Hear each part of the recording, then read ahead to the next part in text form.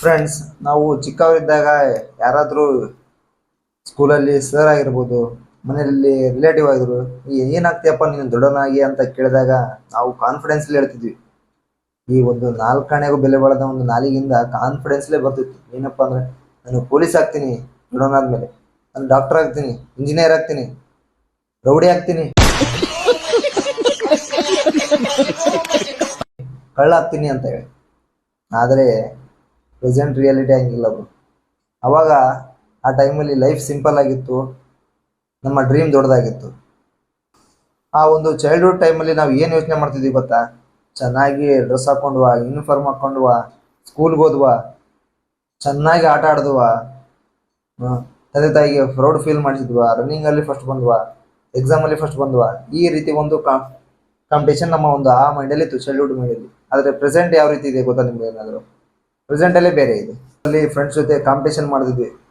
ನಾನು ಪೊಲೀಸ್ ಆಗ್ತೀನಿ ಕಣೋ, ನಾನು ಡಾಕ್ಟರ್ ಆಗ್ತೀನಿ ಕಣೋ, ನಾನು ಇಂಜಿನಿಯರ್ ಆಗ್ತೀನಿ ಕಣೋ, ನಾನು ದೊಡ್ಡ ರೌಡಿ ಶೀಟರ್ ಆಗ್ತೀನಿ ಕಣೋ, ನಾನು ದೊಡ್ಡ ಕಳ್ಳ ಆಗ್ತೀನಿ ಗುರು, ಪೊಲೀಸ್ಗೆ ಸಿಗದಿರೋ ಅಂತ ಕಳ್ಳ ಆಗ್ತೀನಿ ಗುರು ಅಂತ ಕಾಂಪಿಟೇಷನ್ ಮಾಡ್ತಿದ್ವಿ. ಆದರೆ ಈ ಮುಂದೆ ಬರುವಂಥ ಫೇಲ್ಯೂರ್ ಬಗ್ಗೆ ನಾವು ಯಾರೂ ಯೋಚನೆ ಮಾಡಿರಲಿಲ್ಲ. ನಿಮಗೂ ಗೊತ್ತು ತಾನೆ, ಯಾರೂ ಯೋಚನೆ ಮಾಡಿರಲಿಲ್ಲ. ಮುಂದೆ ಈ ಥರ ನಮ್ಮ ಒಂದು ನಸೀಬು ಗಾಂಡು ಹೊಡೆಯುತ್ತೆ ಅಂತ ನಮ್ಗೆ ಯಾರಿಗೂ ಗೊತ್ತಿದ್ದಿಲ್ಲ. ಆದರೆ ಲೈಫ್ ಸಿಂಪಲ್ ಅಲ್ಲ ಬ್ರೋ. ಲೈಫ್ ಭಾಳ ಸ್ಟ್ರಗಲ್ ಇದೆ. Up and down up and down ಆಗ್ತಾನೆ ಇರುತ್ತೆ. ಹೋಗ್ತಾ ಹೋಗ್ತಾ ಏನಾಗುತ್ತೆ, ರಿಯಾಲಿಟಿ ಸ್ಲೋ ಆಗಿ ಸ್ಟಾರ್ಟ್ ಆಗುತ್ತೆ.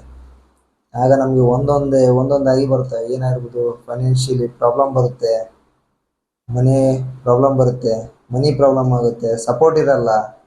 ಆ ಸಂದರ್ಭದಲ್ಲಿ ಏನೆಲ್ಲ ಆಗುತ್ತೆ ಗೊತ್ತಾ? ಮಿಡಲ್ ಕ್ಲಾಸ್ ಫ್ಯಾಮಿಲಿಯಲ್ಲಿ ಒಬ್ಬೊಬ್ಬರು ತಮ್ಮ ಡ್ರೀಮ್ನೇ ಚೇಂಜ್ ಮಾಡಿಬಿಡ್ತಾರೆ. ನಾನು ಚೈಲ್ಡ್ಹುಡ್ಡಲ್ಲಿ ಡಾಕ್ಟರ್ ಆಗ್ತೀನಿ ಅಂದವನು ಈ ಸಲ ನಾನು ನರ್ಸ್ ಕೂಡ ಆಗಲ್ಲಪ್ಪ, ನಾನು ಮೆಡಿಕಲಲ್ಲಿ ಕೆಲಸವನ್ನು ಮಾಡಲ್ಲ ಕಣೋ ಅನ್ನೋ ಪರಿಸ್ಥಿತಿ ಬರುತ್ತೆ. ಒಬ್ಬರು ಏನು ಮಾಡುತ್ತೆ, ಸ್ಟಡಿನ ಮಿಡ್ಲಲ್ಲೇ ಬಿಡ್ಬೇಕಂತ ಪರಿಸ್ಥಿತಿ ಬರುತ್ತೆ. ಕೆಲವರಂತೂ ಸ್ಟ್ರಗಲ್ ಲೈಫಲ್ಲೇ ಉಳ್ಕೊಂಡ್ಬಿಡ್ತಾರೆ. ಈ ಥರ ಒಂದು ಕಷ್ಟಗಳು ಬರ್ತಾನೆ ಇರ್ತವೆ. ಕೊನೆಗೆ ನಾವು ಮಾಡುವ ಕೆಲಸ ನಮ್ಮ ಜಾಬ್ ಆಗಿರಲ್ಲ, ಡ್ರೀಮ್ ಜಾಬ್ ಆಗಿರಲ್ಲ. ನಾವು ಹೋಟ್ಲಲ್ಲಿ ಸಪ್ಲೈಯರ್ ಆಗಿನೋ, ಕ್ಯಾಟ್ರಿಂಗ್ ಮಾಡ್ಕೊತಾನೋ, ಏನೋ ಗೌಂಡಿ ಕೆಲಸ ಮಾಡ್ಕೊತಾನೋ. ಆದರೆ ಏನಾಗುತ್ತೆ, ನಮ್ಮ ಡ್ರೀಮ್ ಜಾಬ್ದೇ ಅಲ್ಲದೇ ಇದ್ದರೂ ನಾವು ಮಾಡಬೇಕಾಗುತ್ತೆ. ಅದು ತಪ್ಪಲ್ಲ ಗುರು, ಏನು ಮಾಡೋಕ್ಕಾಗಲ್ಲ. ಅದು ನಮ್ಮ ಡ್ರೀಮ್ ಸಹ ಅಲ್ಲ, ಅದು ನಮ್ಮ ತಪ್ಪು ಸಹ ಅಲ್ಲ. ಏನು, ಟೈಮ್ ಹೋಗ್ತಾ ಇದೆ, ಫ್ಲೋ, ಗೋ ವಿತ್ ಫ್ಲೋ ಅಂತ ಆ ರೀತಿ ನಾವು ಹೋಗ್ತಾನೆ ಇರ್ತೀವಿ. ಒನ್ ಆಫ್ ದ ಡೇ ನಾವು ಮಿರರ್ ಮುಂದೆ ನಿಂತ್ಕೊಂಡು ಕ್ವಶನ್ ಮಾಡ್ಕೊಂಡಾಗ, ನಾನು ಕನಸು ಕಂಡಂಥ ಡ್ರೀಮ್ ಜಾಬ್ ಇದೇನಾ, ನನ್ನ ಜೀವನ ಇದೇನಾ ಅಂತ ನಾವು ಕ್ವಶನ್ ಹಾಕಿದಾಗ, ಆ ಕ್ವಶನಿಗೆ ಕೈ ಸತ್ಯ ಏನಪ್ಪ ಅಂದರೆ ಕಷ್ಟ. ಗೊತ್ತಿರುತ್ತೆ, ಏನು ಮಾಡೋಕ್ಕಾಗಲ್ಲ. ಆ ಕ್ವಶನ್ಗೂ ಆನ್ಸರ್ ಗೊತ್ತಿದ್ರು ನಾವು ಆನ್ಸರ್ ಮಾಡೋಕ್ಕಾಗದೇ ಇರುವಂಥ ಪರಿಸ್ಥಿತಿಯಲ್ಲಿ ಇರ್ತೀವಿ. ಆನ್ಸರ್ ಗೊತ್ತಿರುತ್ತೆ, ಆದರೆ ಒಪ್ಕೊಳ್ಳೋಕ್ಕೆ ಕಷ್ಟ ಆಗುತ್ತೆ.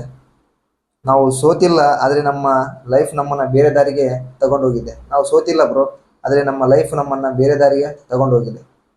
ಒನ್ ಆಫ್ ದ ಡೇ ನಾವು ಮಿರರ್ ಮುಂದೆ ನಿಂತ್ಕೊಂಡು ನಮ್ಮನ್ನು ನಾವು ಕ್ವಶನ್ ಮಾಡ್ಕೊಂಡಾಗ ಏನಾಗುತ್ತೆ ಅಂದರೆ, ನಾನು ಕಂಡಂಥ ಕನಸು, ಜೀವನದ ಕನಸು ಇದೇನಾ ಅಂತ ಕಂಡಾಗ ಅಲ್ಲಿಂದ ಬರುವ ಆನ್ಸರ್ ಕೈ ಸತ್ಯ ಅಲ್ಲ, ನಾನು ಕಂಡಂಥ ಕನಸು ಇದಲ್ಲ ಅಂತ ಬರುತ್ತೆ. ಆದರೆ ಏನು, ಕಹಿ ಸತ್ಯ ಒಪ್ಕೊಳ್ಳೇಬೇಕಾಗತ್ತೆ. ಕಷ್ಟ ಆದರೂ ಒಪ್ಕೊಳ್ಳೇಬೇಕಾಗತ್ತೆ.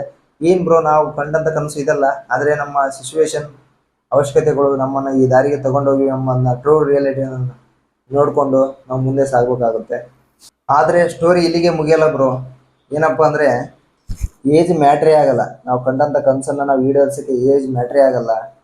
ಪ್ರಾಬ್ಲಮ್ ಎನಿ ಟೈಮ್ ಇರೋದಿಲ್ಲ, ಅದು some time up and down ಆಗುತ್ತೆ, ಬರುತ್ತೆ ಹೋಗುತ್ತೆ. ಸಿಚುವೇಶನ್ಗಳು ಅಷ್ಟೇ. ನಾವು ಕಂಡಂಥ ಕನಸಿಗೋಸ್ಕರ ನಾವು ಸಣ್ಣ ಸಣ್ಣ ಹೊಸ ಸ್ಟೆಪ್ಗಳನ್ನ, ಇನ್ನು ಸಮಥಿಂಗ್ ಲರ್ನ್ ಮಾಡ್ತಾ, ಸ್ಟೆಪ್ ಬೈ ಸ್ಟೆಪ್ ಕಲಿತಾ ಹೋಗೋಣ. ನಾವು ಕಂಡಂಥ ಕನಸು ಒನ್ ಆಫ್ ದ ಡೇ ನಾವು ಅದನ್ನು ಮಾಡೇ ತೀರ್ಬೇಕು ಬ್ರೋ.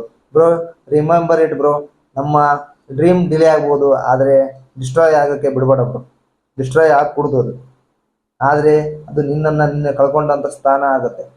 ನಮ್ಮ ಡ್ರೀಮ್ ಡಿಲೇ ಆಗಬೇಕು ಹೊರತಾಗಿ ಡಿಸ್ಟ್ರಾಯ್ ಆಗಬಾರ್ದು. ಇದು ನೆನ್ಪಿಡು. ಒಂದು ಟೈಮ್ ಬರುತ್ತೆ ಅಂತ ಹೇಳ್ತಾರೆ, ಅದು ನನಗೂ ಬರುತ್ತೆ, ನಿನಗೂ ಬರುತ್ತೆ ಗುರು. ನೀನು ಪ್ರಯತ್ನ ಪಡೋದು ಬಿಡಬೇಡ, ಸತತ ಪ್ರಯತ್ನ ಪಡು. ಒಂದಲ್ದ ಒಂದೇ ನೀನು ಕಂಡಂಥ ಡ್ರೀಮ್ ಜಾಬ್, ನೀನು ಕಂಡಂಥ ನಿಜವಾದ ಜೀವನ ನೀನು ಸಾಧಿಸ್ತೀಯ. ಇದನ್ನು ಮರಿಬೇಡ. ನೀನು ಕನ್ಸಿಸ್ಟೆನ್ಸಿಯಾಗಿ ಟ್ರೈ ಮಾಡು.